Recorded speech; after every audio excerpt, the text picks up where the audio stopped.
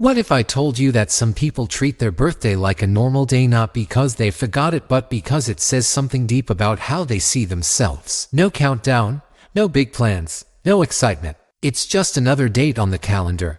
And when you ask them about it, they shrug and say it is not a big deal. But it is really not a big deal. Or is there something more going on beneath the surface? Birthdays are strange when you think about it. They are one of the few days in life that are supposed to be about you. No achievements required. No performance needed. Just your existence. Yet some people almost avoid that spotlight. They downplay it. They work that day. They keep quiet. They do not want attention. And this is not about being boring or mature. It is about psychology. Because how you treat your birthday often reflects how you treat yourself. Welcome to ClarityGrit, where we break down the psychology of growth, confidence, and self-respect. Let us start with the first reason. Some people treat their birthday like a normal day because they are deeply self-reliant. They learn it early that expectations lead to disappointment. So they stopped expecting. No waiting for messages. No hoping someone remembers. No relying on others to make them feel valued. Imagine someone who has been let down on important days before. Forgotten birthdays. Half-hearted celebrations. Over time, they tell themselves it is easier to expect nothing. That way, they stay in control. This looks calm on the outside, but inside, it is a form of emotional armor.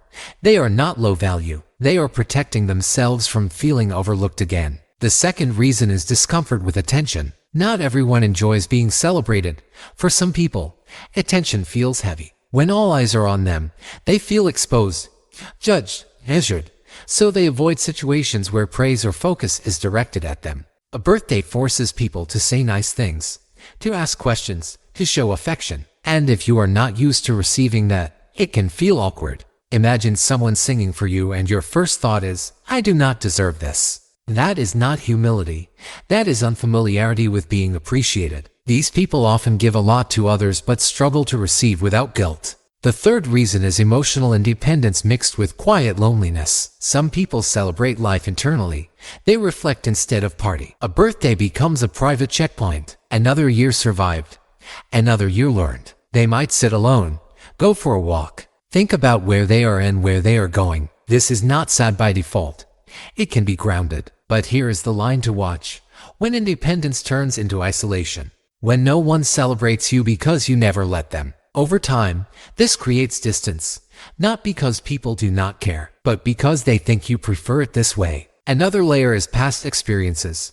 For some people, birthdays carry emotional weight. They remind them of loss, missed people, family tension, hard years. So instead of reopening those emotions, they treat the day as neutral.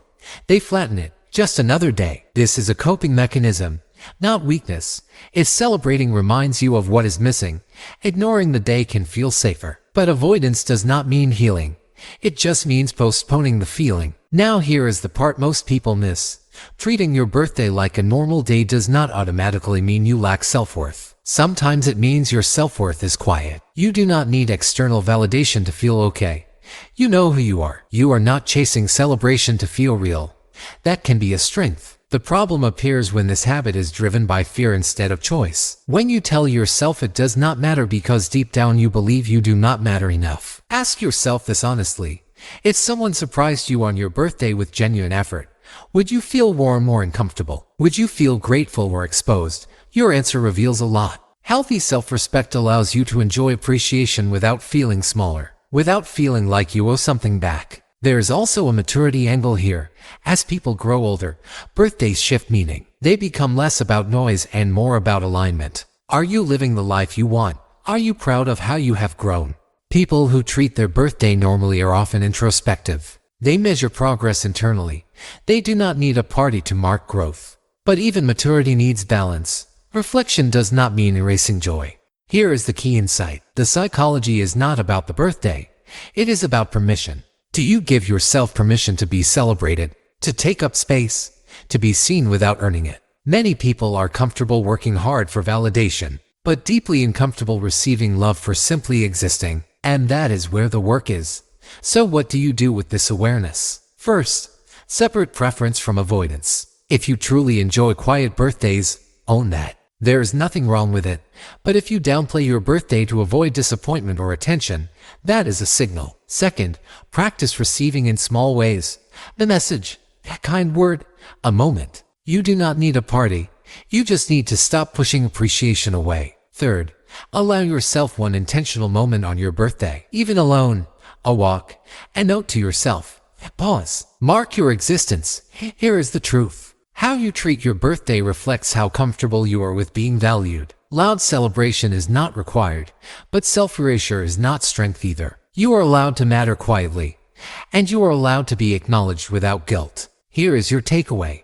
People who treat their birthday like a normal day are often strong, reflective, and emotionally independent. But strength should not come at the cost of connection.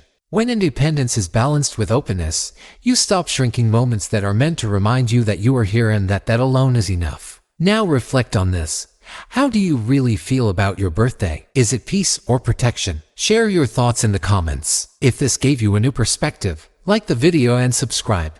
This is ClarityGrit. Stay strong, stay clear, and keep growing.